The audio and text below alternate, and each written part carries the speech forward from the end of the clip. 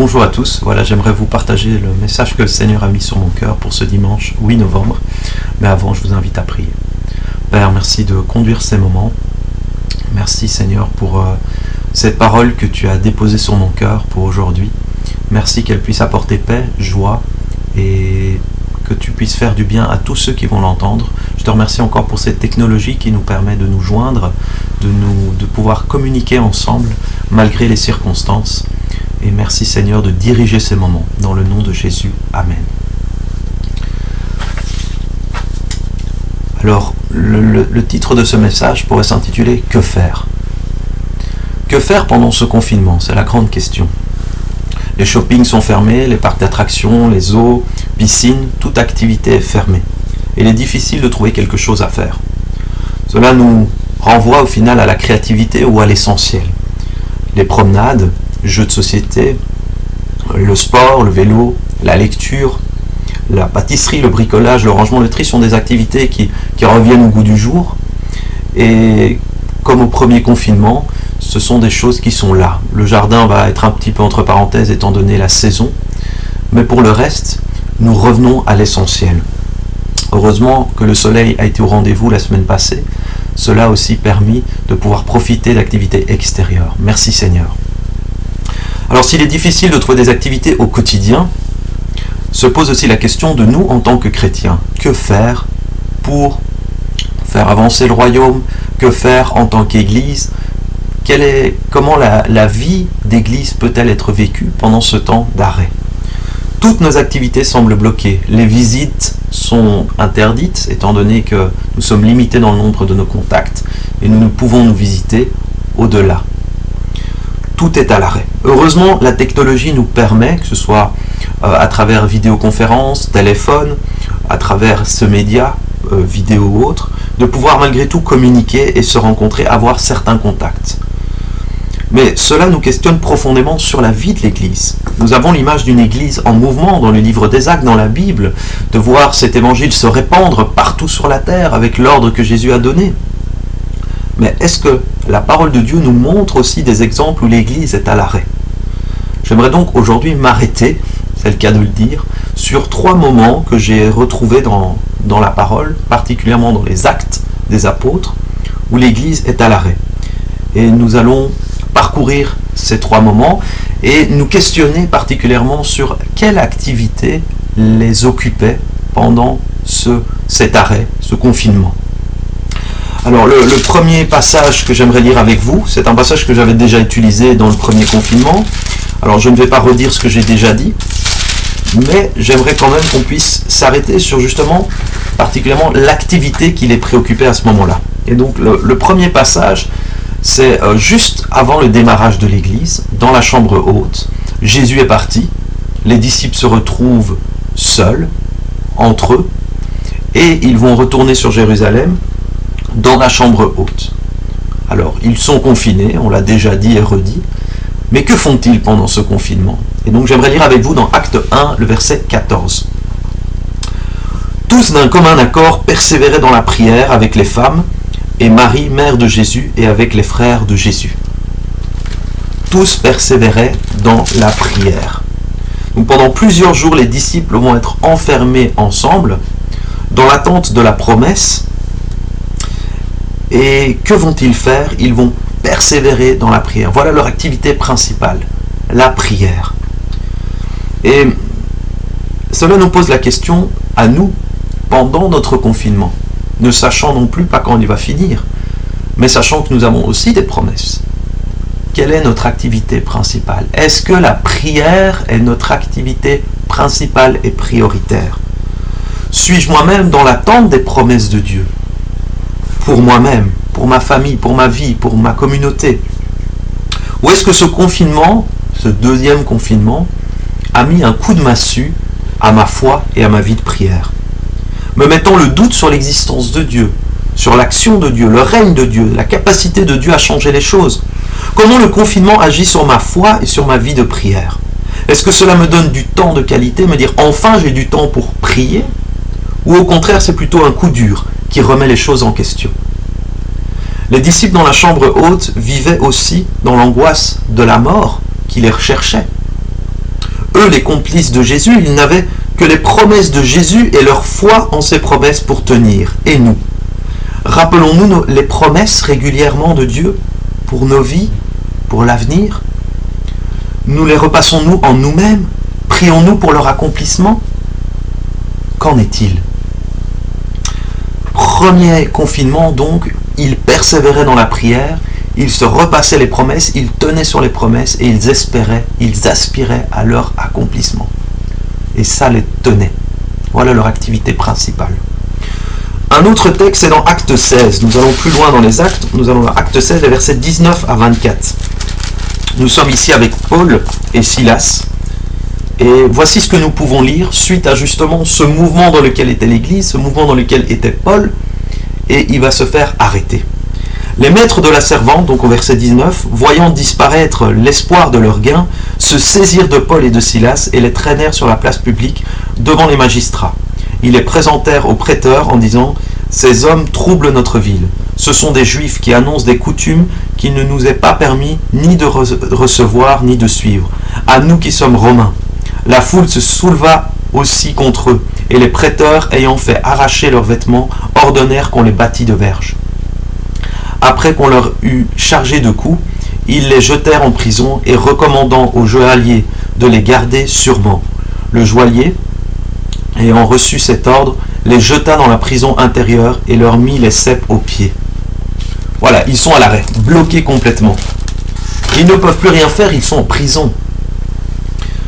C'est une perspective de nouveau où ils ne savent pas ce qui va leur arriver demain. Peut-être vont-ils rester en prison, peut-être vont-ils mourir. Que va-t-il leur arriver? Ils ne savent pas de quoi sera fait demain, un peu comme nous. Mais pire, ils sont complètement bloqués. Ils sont enchaînés. Alors contrairement à nous qui, malgré tout, même en restant à la maison, il y a des choses à faire. On pourrait se dire, dans une maison, il y a toujours à faire.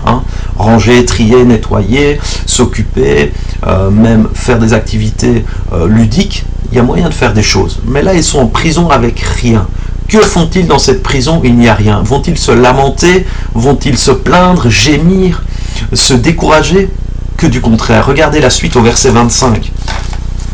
Vers le milieu de la nuit, Paul et Silas priaient et chantaient les louanges de Dieu, et les prisonniers les entendaient.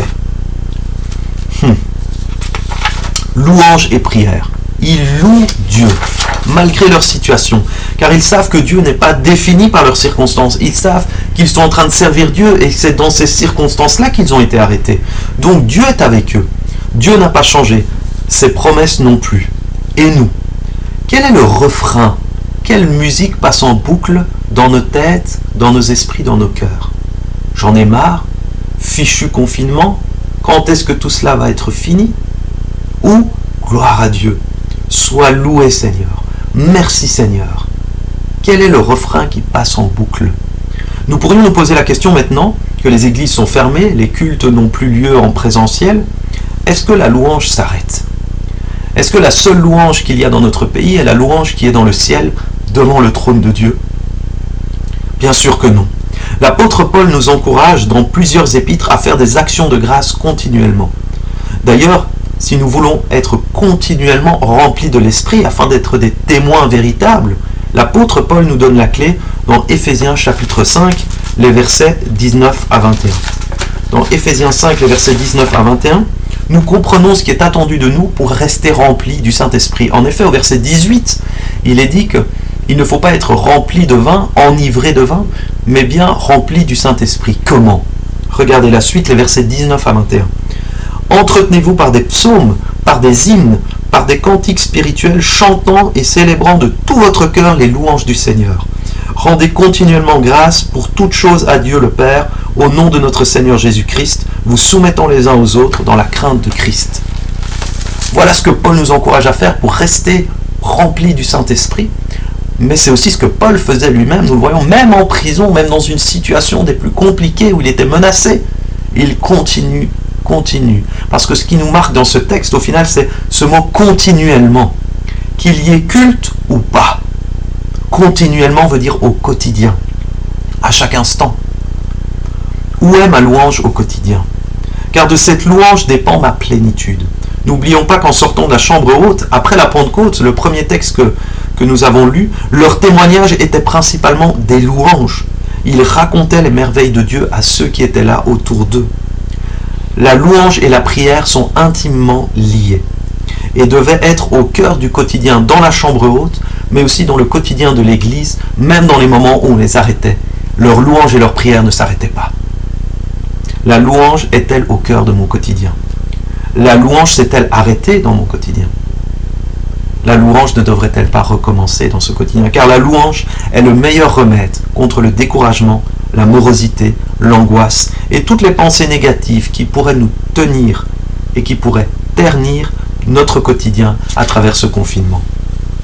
Voilà, la prière, premièrement, il persévérait dans la prière, la louange qui était là autour, et nous avons un troisième moment de confinement et d'arrêt, c'est dans Acte 12. Donc on revient un petit peu en arrière dans les Actes, on revient au chapitre 12, Acte 12, là nous allons lire un petit peu plus parce que dans ce texte, il y a deux versets sur lesquels j'aimerais insister, mais ils sont éloignés, donc on va lire du verset 1 au verset 16. Acte 12, les versets 1 à 16. Ici, on revient avec Pierre, et nous allons voir que Pierre va être aussi arrêté, et par l'arrêt de Pierre, l'Église va s'arrêter. Mais ils ne vont pas s'arrêter dans toutes leurs activités, il y a encore une activité qui va continuer, et c'est ça qui nous intéresse. Verset numéro 1, dans le chapitre 12, jusqu'au verset 16. Vers le même temps, le roi Hérode se mit à maltraiter quelques membres de l'Église, et il fit mourir par l'épée Jacques, frère de Jean. Voyant que cela était agréable aux Juifs, il fit encore arrêter Pierre. C'était pendant les jours des pains sans levain. Après l'avoir saisi et jeté en prison, il le mit sous la garde de 4 escouades, de 4 soldats chacune, avec l'intention de le faire comparaître devant le peuple après la Pâque. Pierre, donc, était gardé dans la prison, et l'Église ne cessait d'adresser pour lui, écoutez bien, des prières à Dieu. La nuit qui précéda le jour où Hérode allait le faire comparaître, Pierre, lié de 2 chaînes, dormait entre 2 soldats, et des sentinelles devant la porte gardaient la prison. Et voici un ange du Seigneur survint, et une lumière brilla dans la prison. L'ange réveilla Pierre en le frappant au côté, et en disant « Lève-toi promptement ». Les chaînes tombèrent de ses mains. Et l'ange lui dit « Mets ta ceinture et tes sandales ». Et il fit ainsi. L'ange lui dit encore « Enveloppe-toi de ton manteau et suis-moi ». Pierre sortit et le suivit, ne sachant pas que ce qui se faisait par l'ange fut réel, et s'imaginant avoir une vision. Lorsqu'ils eurent passé la première garde, puis la seconde, ils arrivèrent à la porte de fer qui mène à la ville et qui s'ouvrit d'elle-même devant eux. Ils sortirent et s'avancèrent dans une rue. Aussitôt l'ange quitta Pierre. Revenu à lui-même, Pierre dit « Je vois maintenant d'une manière certaine que le Seigneur a envoyé son ange, et qu'il m'a délivré de la main d'Hérode, et de tout ce que le peuple juif attendait. » Après avoir réfléchi, il se dirigea vers la maison de Marie, mère de Jean, surnommée Marc, où beaucoup de personnes étaient réunies et priaient. Il frappa à la porte du vestibule, et une servante nommée Rhode s'approcha pour écouter. Il reconnut la voix de Pierre, et dans sa joie, au lieu d'ouvrir, elle courut annoncer que Pierre était devant la porte. Ils lui dirent « Tu es folle !» Mais elle affirma que la chose était ainsi. Et ils lui dirent « C'est son ange !» Cependant Pierre continua à frapper. Ils ouvrirent et furent étonnés de le voir. Amen.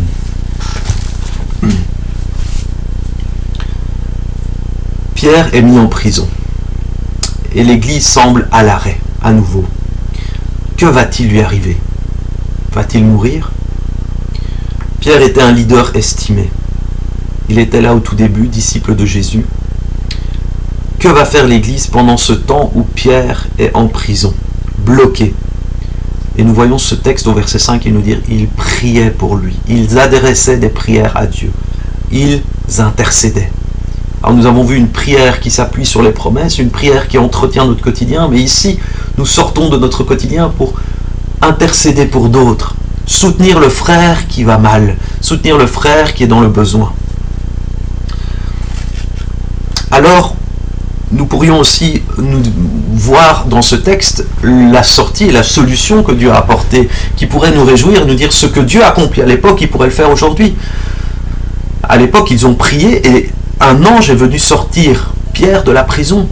Est-ce qu'aujourd'hui, on pourrait se dire qu'un ange, des anges pourraient venir arrêter le coronavirus et nous libérer de nos maisons, dire le confinement est fini, sortez de chez vous. Alors Dieu est capable de tout, mais ça c'est la part de Dieu et nous n'allons pas jouer avec la part de Dieu. Dieu fait ce qu'il veut, Dieu intervient comme il veut et apporte la solution qu'il veut. Mais dans ce texte, nous allons voir notre part. Quelle est notre part dans ce texte? C'est soutenir dans la prière les uns et les autres qui sont en danger, qui ont besoin d'aide. Et pour cela, j'aimerais souligner 3 dangers que nous pouvons connaître autour de nous et pour lesquels nous pouvons prier, mais aussi agir, évidemment. Et le premier danger, c'est ceux qui sont bloqués chez eux et qui auraient besoin d'une aide pratique. Dans le passé, Stein, qui était dans notre assemblée, avait mis en place un site internet pour pouvoir apporter une entraide au niveau des courses, aider les personnes qui sont dans le besoin. Alors, des services comme cela existent déjà. Mais nous-mêmes, dans notre voisinage, rien ne nous empêche d'être attentifs nous-mêmes aux besoins des uns et des autres et de voir, tout en veillant bien sûr aux distances, en gardant les masques et en veillant aux différents gestes barrières et aux normes, à pouvoir être là attentif à ceux qui sont dans le besoin et proposer une certaine aide. Ça, c'est du concret. À cause des personnes qui sont parfois, pour des raisons de fragilité, qui sont plus à risque, doivent rester chez eux et sont bloqués à la maison et donc ne peuvent pas tout faire comme les courses ou peut-être d'autres choses. Deuxième situation, prions pour ceux qui vivent mal ce confinement, qui sont bloqués par l'angoisse, le découragement et toute autre pensée, car ces circonstances restent difficiles. Pour les couples, les familles, les personnes seules qui se sentent justement comme en prison, que ce soit seul ou à plusieurs. On se sent en prison et on vit mal ce sentiment d'être coincé, bloqué. Et cela amène des pensées difficiles. On prions les uns pour les autres aussi, parce que parmi nous, certains le vivent mal. Nous pouvons avoir des moments, des périodes plus difficiles, des moments de découragement où ça devient long, c'est difficile, c'est pénible. Nous avons besoin du soutien dans la prière des uns et des autres. Un dernier aspect, prions pour ceux que nous connaissons qui sont confinés dans une prison invisible. Cette prison de l'aveuglement, de l'ignorance, du péché. Une prison invisible mais bien réelle qui éloigne de Dieu. Nous avons besoin de prier pour nos contemporains, pour nos voisins, nos collègues de travail, qui eux sont confinés dans une vie qui est loin de Dieu, dans une vie qui ne reconnaît pas Dieu, dans une vie qui ne veut pas de Dieu. Et ça, c'est un confinement qui est terrible aussi, parce que c'est de vivre uniquement en s'appuyant sur soi-même. Alors prions aussi pour cela, afin que là aussi, Dieu puisse se révéler à eux et puisse les libérer de cette prison-là aussi. Car, pourquoi notre prière est importante? Car Dieu lui-même n'est pas confiné. Le Saint-Esprit agit à travers nos prières. Il est aussi celui qui va nous permettre, pas juste de prier, mais de nous mettre à cœur des personnes et des paroles d'encouragement, des paroles qui portent la vie, qui portent la paix, qui apportent la joie autour d'elles. Que le Seigneur puisse nous conduire dans cette prière et nous amener à nous mettre en mouvement vers, que ce soit par un coup de téléphone, vidéoconférence ou par toutes sortes d'idées qui peuvent être plus créatives les unes que les autres, une vidéo haute qu'on peut envoyer où on vient encourager notre frère, notre sœur, encourager un voisin, un ami, dire je suis là, je pense à toi, je prie pour toi et voilà ce que le Seigneur a mis sur mon cœur pour toi, et être là comme un soutien dans cette période que nous partageons tous, que nous vivons tous à différents niveaux, de différentes manières, mais où nous avons besoin du soutien des uns et des autres. Donc voilà ce que j'avais à cœur de vous partager sur base de l'exemple de l'Église de l'époque, de pouvoir vraiment avoir ces activités que eux avaient déjà à l'époque et qui n'ont pas changé, que sont la prière, la louange et l'intercession, qui débouchent sur la volonté de Dieu par un geste, par une parole, par une attitude, par une aide, peu importe ce qui en découlera, mais ce fondement de la prière, de la louange et de l'intercession nous est donné à chacun, d'une part, et est aussi quelque chose que le monde n'a pas. C'est notre force, c'est notre assurance, c'est ce qui nourrit notre foi, et c'est ce qui est un soutien aussi que le monde a besoin. Nous sommes appelés à être ces intercesseurs, ces adorateurs qui se tiennent sur la brèche pour nous-mêmes, pour nos familles, pour nos communautés et pour l'endroit où Dieu nous a placés, le pays, ainsi que cette terre qui en a tant besoin. Car la prière, souvenons-nous la prière que le Seigneur nous a laissée du Notre Père, qui concerne la terre entière. Voilà, j'espère que ce message vous aura encouragé, que maintenant vous savez quoi faire pendant ce confinement. Vous avez sûrement mille et une choses à faire, mais n'oublions pas l'essentiel et les bonnes priorités. Soyez bénis.